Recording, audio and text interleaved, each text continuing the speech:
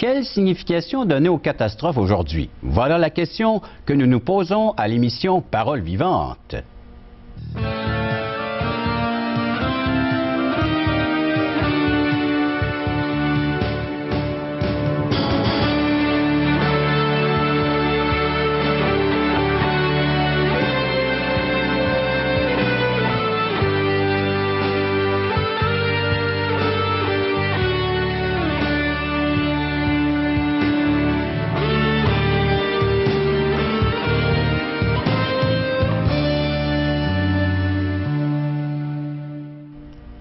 Mesdames, Messieurs, bonjour, bienvenue à l'émission Paroles vivantes. Aujourd'hui, on va parler des catastrophes. On va essayer de regarder, de comprendre pourquoi cette terre est ébranlée de la sorte, avec l'aide de notre invité, M. Jean Koumarianos. On a le plaisir également d'accueillir Richard Ouellette, qui va interpréter le chant « Pèlerinage ». Et également, on va vous parler de tout ce qui s'en vient pour la région de Québec en ce qui a trait notre conférencier et des conférences à tous les soirs à partir du 7 jusqu'au 11 juin prochain. Alors des soirées où vous pourrez venir y assister tout à fait gratuitement et entendre ce merveilleux message de grâce que Dieu a pour chacun d'entre nous. Vous pouvez nous écrire, vous pouvez correspondre avec nous.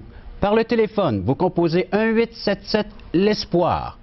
Les chiffres, c'est 1-877-537-7647 ou via Internet, espoir.ca. C'est tellement simple, facile que je pourrais le faire moi-même.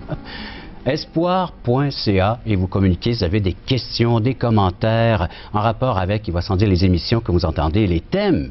Et vous pourriez également nous poser quelques thèmes. Alors, si vous avez des idées, alors faites-le. Vous pourrez naturellement nous les rajouter. Par le fait même, on regardera les possibilités de regarder ensemble, si on peut, avec ces thèmes-là, produire des prochaines émissions. Votre propre question. Je vais passer à notre invité. Jean, bienvenue à l'émission Paroles vivantes. Jean Koumarianos, natif de Paris, Jean. Oui, de Paris. Je suis né à Paris, il y a plusieurs décennies maintenant. Et puis j'habite en région parisienne, c'est en dessous de Versailles. Je pense que les Québécois ont entendu parler de Versailles, bien entendu. Donc je suis au sud de Versailles. Et tu as grandi là? Oui, j'ai grandi dans les rues de Paris, oui, toute ma jeunesse. Une vraie jeunesse de Parisien. Et j'étais avec donc mes parents, mon frère, et puis jusqu'à mon mariage où je suis parti en grande banlieue. Et aujourd'hui, tu sillonnes la France et le Québec avec ce merveilleux message de la parole de Dieu. Oui, parce qu'à l'âge de 23 ans, j'ai fait une rencontre personnelle avec Jésus-Christ. On va y revenir ultérieurement avec cette rencontre personnelle dans le cadre de ton témoignage. Mais aujourd'hui, tu voudrais nous aborder sur les catastrophes. Oui, parce que c'est une grande interrogation de ces catastrophes qui secouent la planète. Et dans les Saintes Écritures, il y a des éléments qui nous sont communiqués par Dieu pour connaître les temps dans lesquels nous nous trouvons et l'aboutissement en réalité. Alors tu veux dire que les catastrophes peuvent nous servir d'horloge, qui peut nous indiquer une période de temps. Dieu est en train de nous parler à travers ces catastrophes. Il nous dit des choses. Absolument. Il nous rappelle que le monde a une histoire et que nous aussi, dans cette histoire, il y a notre vie et il y a un temps pour notre vie. Et les catastrophes nous rappellent aussi la fragilité de chacun d'entre nous. Alors voilà quelques langages qu'on peut retirer de ce que nous pouvons vivre en tant qu'être humain. Mais à travers tout cela, on sait qu'il y a des pertes de vie.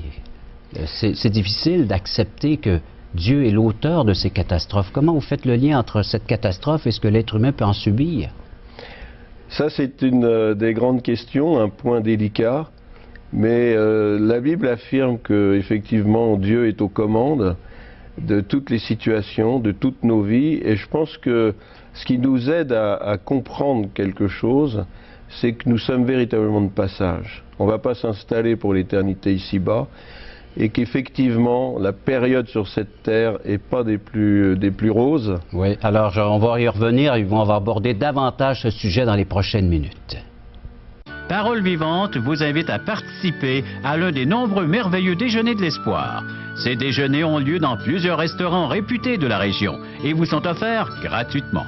Venez entendre le témoignage d'une vie transformée par la puissance de Dieu. Pour connaître les détails concernant l'endroit, la date et l'heure pour votre région, composez le 1-877-537-7647 ou notre site web www.espoir.ca.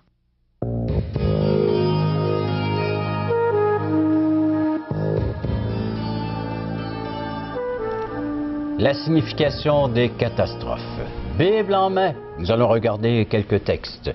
Jean, conduis-nous dans cette étude biblique.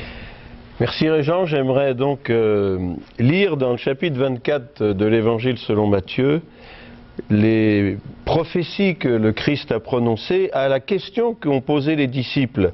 Cette question, on la trouve donc au chapitre 24, verset 2. Je lis le texte sacré. Comme Jésus s'en allait au sortir du temple, ses disciples s'approchèrent pour lui en faire remarquer les constructions. Mais il leur dit, « Voyez-vous tout cela? Je vous le dis en vérité, il ne restera pas ici pierre sur pierre qui ne soit renversé. » Il s'assit sur la montagne des Oliviers, et les disciples vinrent en particulier lui faire cette question. « Dis-nous quand cela arrivera-t-il? Et quel sera le signe de ton avènement et de la fin du monde? » Jésus leur répondit, « Prenez garde que personne ne vous séduise, car plusieurs viendront sous mon nom, disant, c'est moi qui suis le Christ. Et ils séduiront beaucoup de gens. Vous entendrez parler de guerre et de bruit de guerre. Gardez-vous d'être troublés, car il faut que ces choses arrivent. Mais ce ne sera pas encore la fin. Une nation s'élèvera contre une nation, et un royaume contre un royaume, et il y aura en divers lieux des famines et des tremblements de terre. Tout cela ne sera que le commencement des douleurs. La réponse de Jésus envers ses disciples qui le questionnaient en rapport avec les événements. Entre autres, quand est-ce que tout cela va arriver? Oui, parce que c'est une question que se posent tous les hommes et toutes les femmes sur cette planète lorsque l'on voit les situations dramatiques que l'on connaît. Ces milliers de personnes qui trouvent la mort en une fraction de seconde, comme ça a eu lieu, hélas, lors du grand raz-de-marée il y a 2 ans maintenant. Et puis dernièrement, donc, aux États-Unis, en Louisiane, où a été littéralement balayée cette côte américaine. Alors évidemment, on ne reste pas sans se poser des questions. Et les Saintes Écritures nous annoncent l'apparition de ces choses liées au retour de Jésus-Christ. Dans les Saintes Écritures, il faut se dire qu'il y a 70% du texte biblique qui est un texte prophétique. C'est-à-dire que Dieu annonce d'avance les événements qui vont avoir lieu. 70%. 70%. C'est le seul livre dit sacré, parmi tous les livres fondateurs de religion, qui contient 70% de ses écrits, qui sont des écrits prophétiques. C'est un genre dangereux, et si ce n'était pas Dieu qui avait donné la Bible à l'humanité, alors véritablement on pourrait laisser ce livre de côté. Et 7/10 des prophéties à ce jour se sont réalisées. Il ne reste plus que 3/10 à être réalisées. Nous attendons donc le retour de notre Seigneur Jésus-Christ. Voilà entre autres un premier sens concernant la réalité de ces cataclysmes, de ces guerres, de tous ces mouvements qui touchent l'humanité. Alors, premièrement, ces catastrophes sont en train de nous indiquer un temps pour nous. Alors, les choses arrivent, là, et se bousculent. Effectivement, les rapports de l'ONU nous signalent qu'il y a une accélération des catastrophes naturelles.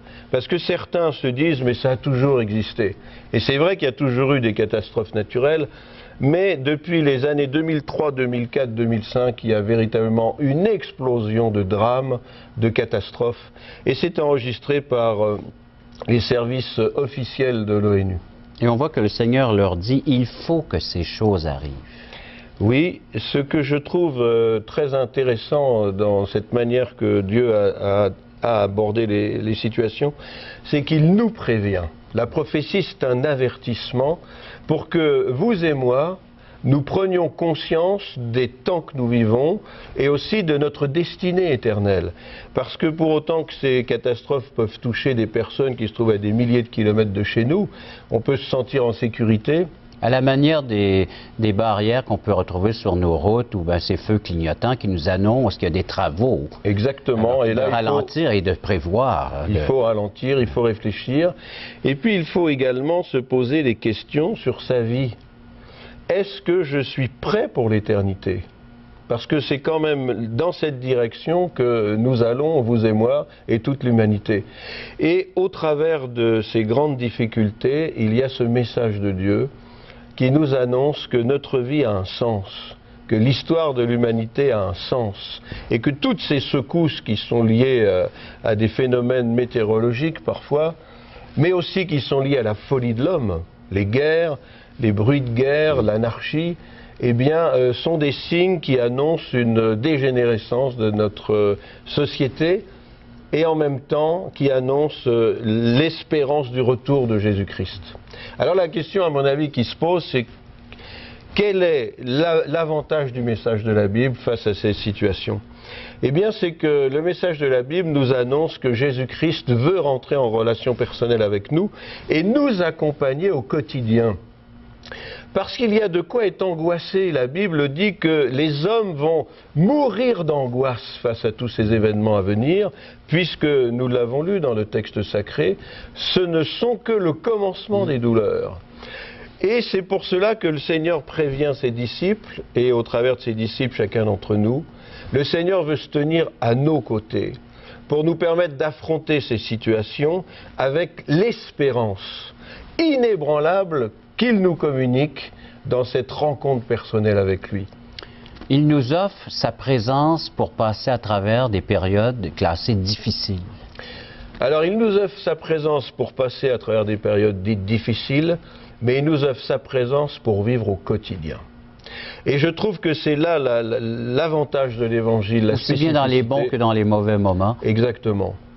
Exactement, le Seigneur veut nous accompagner, il veut que nous soyons en relation avec lui et que nous puissions nous sentir en permanence sous sa protection, sous sa direction et consolés quand on a besoin d'être consolés, parce que cette vie sur la terre nous réserve bien des difficultés, nous ne serons pas exempts de tensions diverses, mais le Seigneur est avec nous. Alors pendant que nous lisons et méditons sur ces textes sacrés des Saintes Écritures, des messages comme celui de l'évangéliste Matthieu en rapport avec les événements, ou que nous entendons un bulletin de nouvelles qui nous parle de ces catastrophes, on devrait rechercher davantage la présence de Dieu. Alors on devrait rechercher non seulement la présence de Dieu, mais la réconciliation avec Dieu. Parce que on sait que Dieu existe. Aucune personne sensée n'imagine qu'il n'y a pas un Dieu. C'est évident, il suffit de regarder autour de nous l'évidence de la personne de Dieu au travers de la création, mais en même temps l'évidence d'un jugement au travers de cette vie qui se déroule et de ces catastrophes qui touchent certains d'entre nous. Vous savez que, vous n'êtes pas, sans savoir que lors de ce grand cataclysme qui a touché donc l'Asie, des églises ont été balayées en une fraction de seconde. Des chrétiens qui étaient en prière, en train d'adorer Dieu. Qu'est-ce que cela veut dire? Ça veut dire qu'il y a des hommes et des femmes qui étaient préparés pour l'éternité, parce qu'on ne sait pas de quoi demain sera fait, et puis d'autres qui n'étaient peut-être pas préparés. Alors la question qui se pose, c'est sommes-nous préparés pour l'éternité? Comment se réconcilier avec Dieu? Alors justement, ce qui est merveilleux avec l'Évangile, c'est que la Bible nous dit que le moyen de réconciliation est très simple, il s'appelle Jésus-Christ. Jésus-Christ est mort sur la croix pour nos péchés, nous dit la Bible, et il veut nous sauver gratuitement. Il veut nous rencontrer. Si on l'invite dans notre vie, en lui disant « Seigneur Jésus, je reconnais que j'ai besoin de toi. Je reconnais que je suis pécheur ou pécheresse. Je reconnais que je n'ai pas de relation personnelle avec toi. Mais Seigneur, ce soir ou cet après-midi ou ce matin, Seigneur, je te reçois dans mon cœur. » Alors le Seigneur va venir installer sa présence, sa paix, sa purification dans vos vies et vous serez pour toujours avec lui. Pendant votre pèlerinage terrestre, et jusque dans l'éternité bienheureuse. Jean, nous sommes en train d'accomplir une autre prophétie. C'est écrit en toutes lettres dans Matthieu 24, verset 14, qui dit que cette bonne nouvelle du royaume sera prêchée dans le monde entier pour servir de témoignage à toutes les nations, alors viendra la fin. Il faut que cette bonne nouvelle soit entendue, soit publiée. Exactement, c'est une des autres prophéties qui s'accomplit. Et grâce à tous ceux qui annoncent l'Évangile, que ce soit dans les villages ou à la télévision comme cet après-midi, eh bien, cette prophétie s'accomplit. Et la Bible est le livre qui est le plus diffusé dans le monde. Et les missions chrétiennes qui s'efforcent sur tous les continents de faire connaître ce beau message participent justement à cette série de prophéties qui annonce les temps de la fin.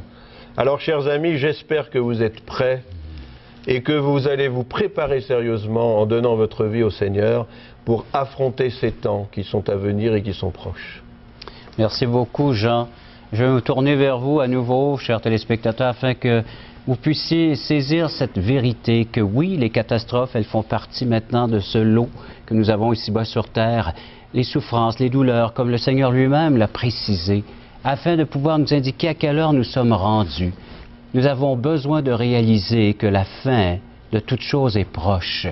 Et Dieu use de patience, nous dit les Saintes Écritures, voulant que tous parviennent à la repentance, c'est-à-dire à réaliser la fragilité de l'être humain et que sans Jésus-Christ, personne ne pourrait s'en sortir. Nous avons besoin de cette aide, de ce secours. Jésus est venu lui-même pour nous annoncer ces choses afin que nous puissions être prêts.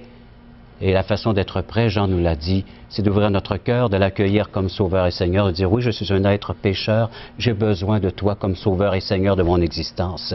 Et de voir que c'est seulement un court passage que nous faisons ici-bas sur terre. C'est un pèlerinage. Et nous allons pour l'éternité. Qu'allez-vous faire pour vous préparer pour cette éternité après que la mort ou cette séparation de votre âme, où ira-t-elle dans son éternité? Soit dans la présence de Dieu ou éloignée de lui pour toujours? Vous avez un choix, une décision à prendre. Et pendant que ce choix se fait, vous pouvez méditer également sur ce que Richard Ouellet va nous interpréter, pèlerinage.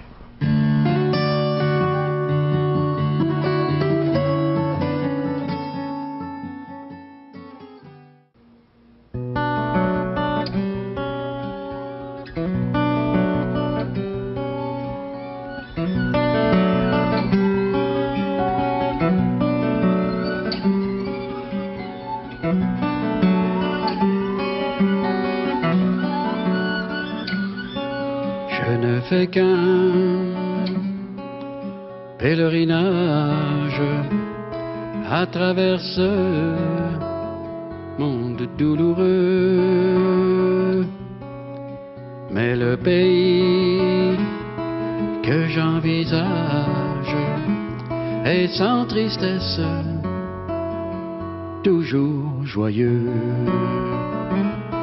Oui, j'irai là pour voir mon père.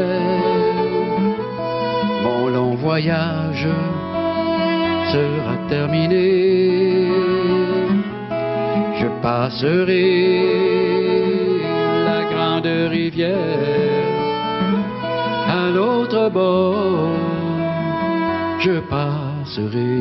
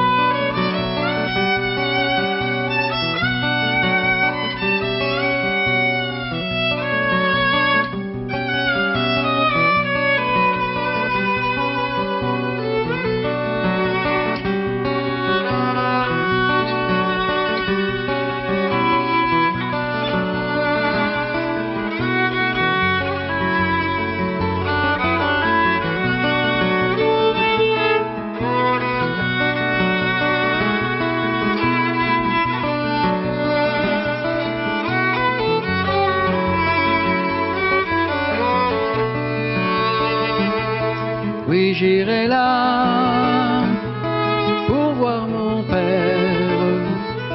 Mon long voyage sera terminé. Je passerai la grande rivière. À l'autre bord, je passerai.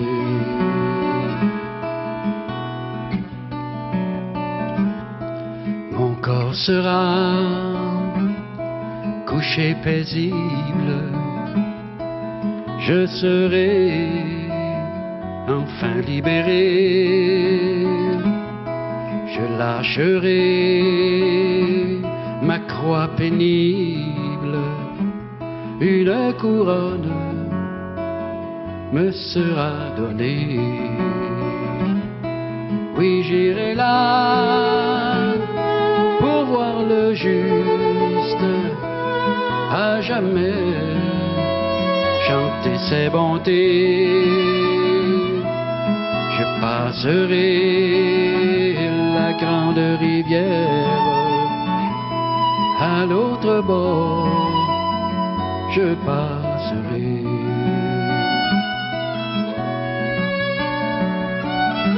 Je passerai.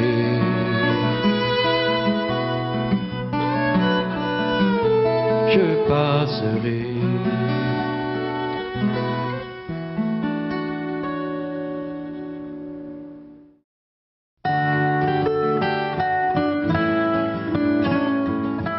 Chers amis, je suis en train de regarder ce qui s'en vient pour nous dans la belle grande région de Québec. Une campagne de sensibilisation au sujet de l'espoir. Il y a encore de l'espoir aujourd'hui et nous voudrions le partager avec vous, ce message d'espoir. Espoir pour le monde, espoir pour ma vie. Un message très personnel.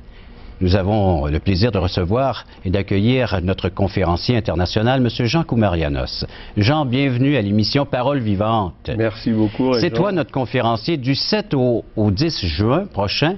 Tu vas nous entretenir sur plusieurs thèmes. Oui, plusieurs thèmes qui touchent à la vie quotidienne et à des grands thèmes aussi qui bouleversent nos vies, comme les catastrophes naturelles que la Terre a connues tout récemment. Alors ça, c'est le 7 juin. Quelle signification donner aux catastrophes aujourd'hui? Oui, parce qu'on peut se poser des questions pour se demander qu'est-ce qui se passe exactement sur Pourquoi cette Terre. Pourquoi notre Terre est si bouleversée? Exactement, et quel est le sens de tout cela? Y a-t-il un sens d'abord? Et puis est-ce que Dieu, quelque part, indique quelque chose dans sa parole au sujet de ces grands événements? Et jeudi le 8, ça va être pourquoi autant de souffrance dans le monde? Alors là encore, c'est un des grands thèmes que Dieu aborde depuis toujours. Et dans les Saintes Écritures, on trouve une explication de la situation, certes pas totale, parce que la souffrance reste un mystère. Mais on peut retracer même les origines. On peut retracer les origines d'après les Saintes Écritures, mais surtout, ce que je trouve important, c'est que Dieu nous invite à une relation avec lui afin qu'on puisse être accompagné dans cette souffrance. Parce que la grande difficulté, c'est quand on souffre, on est tout seul. On comprend déjà pas le sens de la souffrance, mais si en plus on est solitaire, alors là c'est terrible.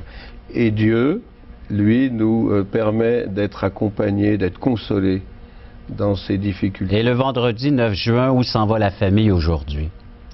Alors là, c'est un autre des grands sujets qui secoue tous les pays, en tous les cas tous les pays occidentaux, puisqu'on voit que la famille est secouée de partout. Je peux te dire que nous aussi, en Amérique du Nord puis au Québec, on est atteints nous aussi.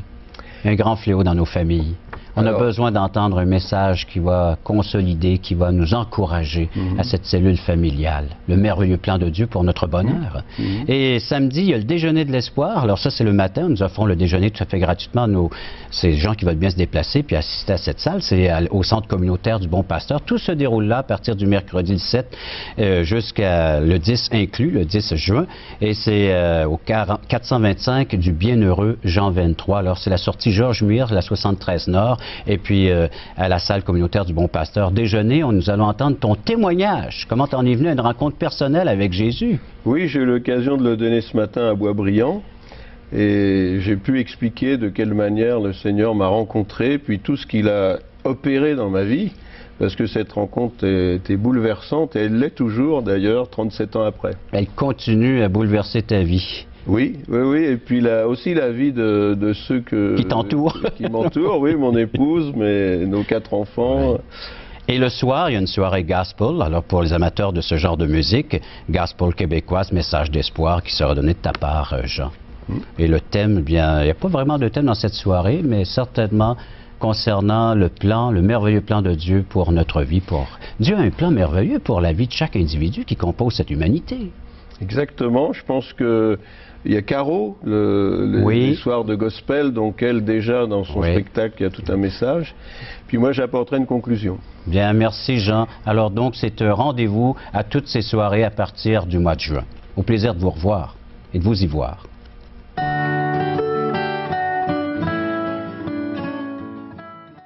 Parole Vivante vous invite à participer à l'un des nombreux merveilleux déjeuners de l'espoir qui auront lieu au 5233 boulevard Amel-Les Saules le 2 juin. Invité Claude Vachon. Saint-Jean-Chrysostome, restaurant Pizza Royale, 780 rue Commerciale. Le 10 juin, invité Régent Pépin. Et au Centre communautaire du Bon Pasteur, 425 du Bienheureux Jean 23 à Charlebourg, le 10 juin, invité Jean Koumarianos. Je vous encourage à assister à un de ces merveilleux déjeuners de l'espoir qui se déroulent dans diverses régions du Québec.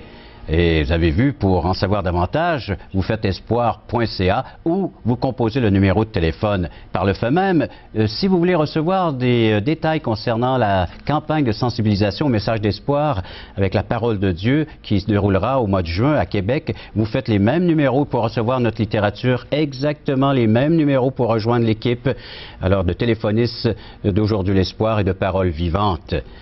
Monsieur Koumarianos, le mot de la fin pour cette émission en ce qui a trait les catastrophes, il faut être à l'écoute de Dieu.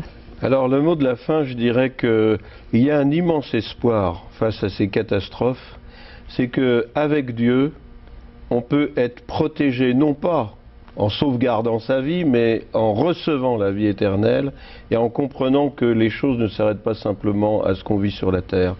Malgré tous ces drames, et je me rends compte combien c'est douloureux pour des familles, mais je connais des familles qui ont été lourdement éprouvées, mais qui gardaient le cœur en paix, parce que le Seigneur était avec eux, ou avec elles, pardon.